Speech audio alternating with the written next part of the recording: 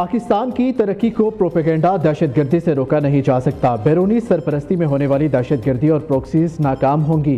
ریاست اور عوام متحد ہیں۔ مسلح افواج ہر قسم کی دہشت گردی کے مکمل خاتمے کے لیے پرعزم ہے۔ جدید جنگ سے نمٹنے کے لیے مسلسل تربیت ٹیکنالوجی سے ہم آہنگ ضروری۔ بلوچستان میں پائیدار امن کے لیے عوام دوست پالیسی بہتر گورننس ناگزیر ہے۔ فیلڈ مارشل کا command and staff college Quetta میں افسران اور فیکلٹی اراکین سے خطاب۔ آئی ایس پی آر کے مطابق کوئٹہ آمد پر کور کمانڈر کوئٹہ نے فیلڈ مارشل سید عاصم منیر کا استقبال کیا۔ فیلڈ مارشل نے کوئٹہ گیریزن کے دورے کے موقع پر افسران اور جوانوں سے ملاقات بھی کی۔ سید عاصم منیر نے بلوچستان میں سیکیورٹی فورسز کے بلند حوصلے اور آپریشنل تیاری کو سراہا۔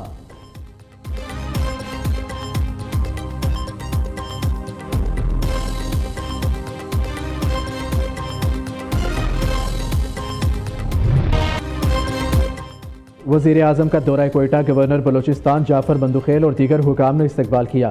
وزیر اعظم سیکریٹریٹ میں ایپیکس کمیٹی کے اجلاس کی صدارت کریں گے۔ امن و امان کی صورتحال، ترقیاتی منصوبوں پر بریفنگ دی جائے گی۔ وفاقی وزراء اور اعلیٰ حکام بھی شہباز شریف کے ہمراہ ہے۔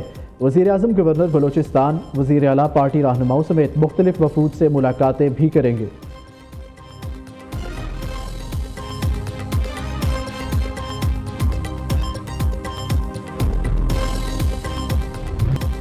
ڈونلڈ ٹرمپ نے ایران پر طے شدہ حملہ مؤخر کر دیا۔ امریکی صدر کا کہنا ہے ایران پر منگل کو حملے کا منصوبہ بنایا گیا تھا۔ سعودی عرب، امارات، قطر اور دیگر کی درخواست پر حملہ مؤخر کیا۔ ان ممالک کو یقین ہے کہ یہ ایران سے ڈیل کے قریب ہے۔ ایران پر حملہ 2-3 دن کے لیے مؤخر کیا گیا ہے۔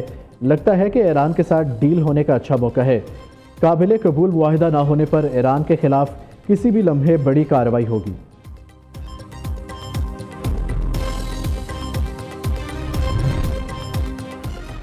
دوبارہ حملہ کیا گیا تو فوج ٹریگر دبانے کے لیے تیار ہے۔ وسیع تر پیمانے پر جوابی کارروائی کی جائے گی۔ ایرانی کمانڈر نے خبردار کر دیا۔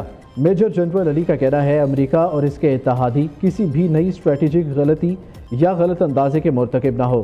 ایران کی مسلح افواج ماضی کے مقابلے میں زیادہ مضبوط اور مکمل طور پر تیار ہے۔ آئندہ کسی بھی غلطی کا سامنا پچھلی فوجی جھڑپوں سے کہیں زیادہ طاقتور رد عمل سے ہوگا۔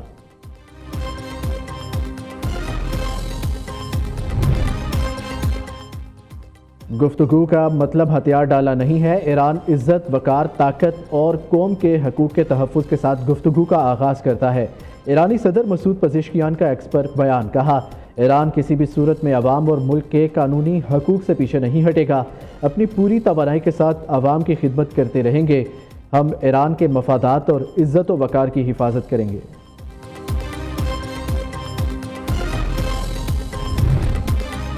گلوبل سمود فلوٹیلا پر اسرائیلی حملہ، پاکستان سمیت 10 ممالک کی شدید مذمت۔ پاکستان، ترکیہ، بنگلہ دیش، برازیل، کولمبیا، انڈونیشیا، اردن، لیبیا، مالدیپ اور اسپین کے وزراء خارجہ کا مشترکہ بیان، کہا انسانی ہمدردی مشن کو نشانہ بنانا بین الاقوامی قانون کی کھلی خلاف ورزی ہے۔ گرفتار کارکنوں کی فوری رہائی، عالمی برادری سے شہری و امدادی مشنز کے تحفظ کے لیے اقدامات کا مطالبہ۔ پنکی کیس میں کئی معتبر نام سامنے آئے ہیں۔ منشیات نیٹ ورک میں ملوث کسی کو نہیں چھوڑیں گے۔ ملزمہ کا صرف ایک اکاؤنٹ نہیں، متعدد اکاؤنٹس کی تحقیقات جاری ہے۔ آئی جی سندھ جاوید عالم اوڈو کی پریس کانفرنس، کہا پنکی زیادہ تر لاہور میں رہتی تھی، کراچی آئی تو اسے مشکل سے پکڑا۔ پنکی کو گلیمرائز نہ کریں کہ اس پر فلم ہی بن جائے۔ ملزمہ کو کسی سے بھی خطرہ ہو سکتا ہے۔ جس نوعیت کے کیسز بن چکے ہیں، مزید انکشافات بھی ہو رہے ہیں۔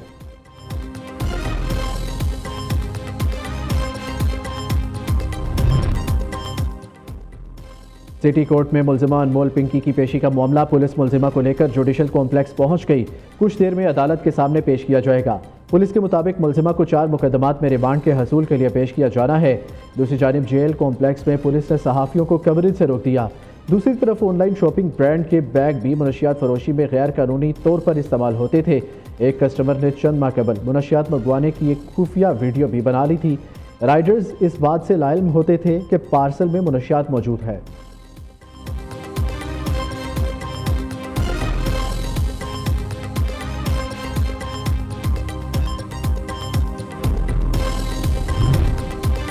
نائب وزیر اعظم سے سعودی عرب میں پاکستان کے سفیر احمد فاروق کی ملاقات۔ اسحاق ڈار نے پاک سعودی عرب برادرانہ تعلقات کو مزید مستحکم بنانے پر زور دیا۔ تجارت، سرمایہ کاری، توانائی اور انسانی وسائل کی ترقی میں تعاون وسیع کرنے کی اہمیت پر بھی زور۔ اس سے قبل نائب وزیر اعظم سے یو اے ای میں پاکستان کے سفیر شفقت علی خان بھی ملے۔ پاک یو اے ای تعلقات کو مزید مضبوط بنانے اور مختلف شعبوں میں تعاون کو وسعت دینے کی ضرورت پر زور دیا گیا۔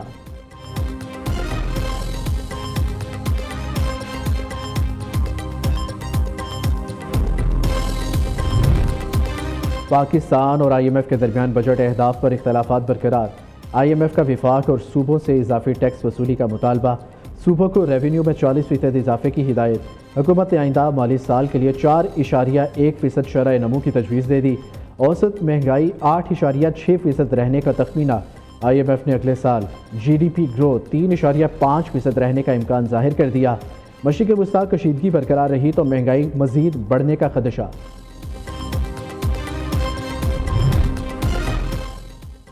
جے یو آئی کے سینیٹر نے 28ویں آئینی ترمیم جمع کرا دی۔ کامران مرتضیٰ نے آئین کے آرٹیکل 260 میں ترمیم تجویز کی ہے۔ کامران مرتضیٰ کا کہنا ہے جے یو آئی اور کچھ نہیں کر سکتی تو حکومت کا 28واں نمبر تو خراب کر ہی سکتی ہے۔ پنجاب حکومت کا کرپٹ عناصر کے خلاف شکنجہ مزید سخت۔ صوبے کی 143 تحصیلوں میں ستھرا پنجاب پروگرام کی ریسورس ویریفیکیشن کا عمل تیزی سے جاری۔ ذرائع کے مطابق ریسورس ویریفیکیشن کے دوران فیصل آباد میں مبینہ بے ضابطگیوں کی نشاندہی ہوئی، جس پر مقدمہ درج کیا جا چکا۔ ستھرا پنجاب پروگرام کا تھرڈ پارٹی آڈٹ بھی جاری۔ فنڈز اور مشینری کے استعمال کے انٹرنل چھان بین کی جا رہی ہے۔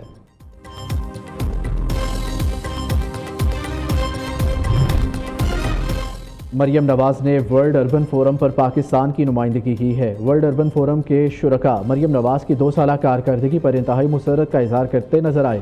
مریم نواز نے فورم کے شرکاء کو 2 سال کے دوران اپنی حکومت کے تاریخی منصوبوں سے آگاہ کیا۔ وزیر اطلاعات پنجاب عظمہ بخاری کا کہنا ہے ورلڈ اربن فورم پر اپنی چھت اپنا گھر، ستھرا پنجاب، ماڈل ولیج اور صاف پانی کے منصوبوں کو بہت پذیرائی ملی ہے۔ پنجاب کے عالمی توجہ حاصل کرنے والے منصوبوں کی تکمیل باعث فخر ہے۔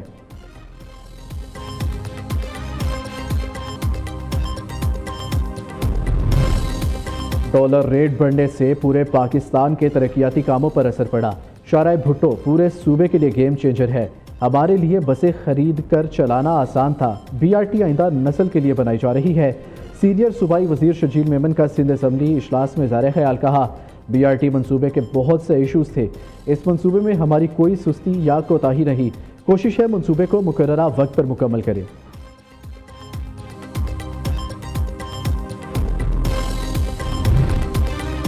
ڈسٹرکٹ اینڈ سیشن کورٹس اسلام آباد ٹک ٹاکر ثنا یوسف قتل کیس کا فیصلہ کچھ دیر میں سنائے گی۔ عدالت نے آج پروسیکیوشن کی حتمی جرح مکمل ہونے پر فیصلہ محفوظ کیا تھا۔ پروسیکیوشن نے ملزم عمر حیات کو سزائے موت دینے کی صدا کی۔ سرکاری وکیل کی جانب سے اعلیٰ عدلیہ کے مختلف فیصلوں کا حوالہ۔ سلہٹ ٹیسٹ پاکستانی ٹیم دباؤ کا شکار، 437 رنز پہاڑ جیسے ہدف کے تعاقب میں آدھی ٹیم پویلین لوٹ چکی۔ شان مسعود 71 رنز بنا کر آؤٹ ہوئے۔ بابر اعظم نے 47 رنز بنائے۔ اذان اویس 21، عبداللہ فضل اور سعود شکیل 6 رنز بنا سکے۔ بنگلہ دیش کے ناہید رانا اور تیجل اسلام کی 2، مہدی حسن کی 1 وکٹ۔ پاکستان کا ٹیسٹ میچز میں حاصل کردہ سب سے بڑا ہدف 377 کا ہے۔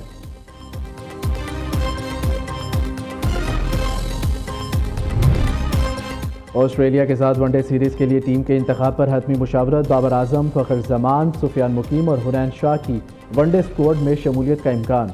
ذرائع کے مطابق بنگلہ دیش کے خلاف کھیلنے والے ون ڈے اسکواڈ میں متعدد تبدیلیوں کا امکان۔ آسٹریلیا کرکٹ ٹیم 23 مئی کو اسلام آباد پہنچے گی۔ پہلا میچ 30 مئی، دوسرا 2 اور تیسرا 4 جون کو کھیلا جائے گا۔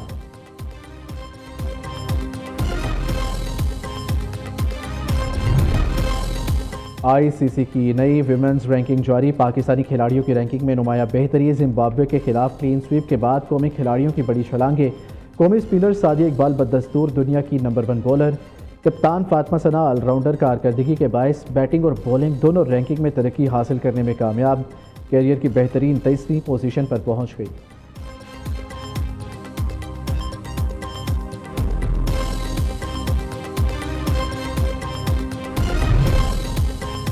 مودی کا دورہ یورپ مسلسل ناکامی سے دوچار، یورپی دورے کا ہر نیا دن بھارت کے لیے نئی سفارتی شرمندگی لے آیا۔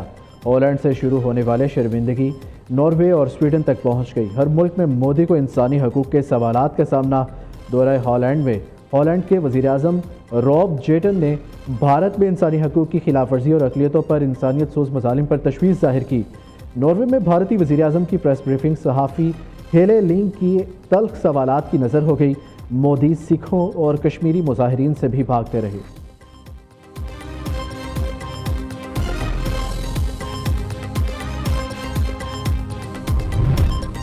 طالبان رجیم کا ڈیجیٹل بلیک آؤٹ منصوبہ اختلاف رائے دبانے کی نئی سازش میں ناکام۔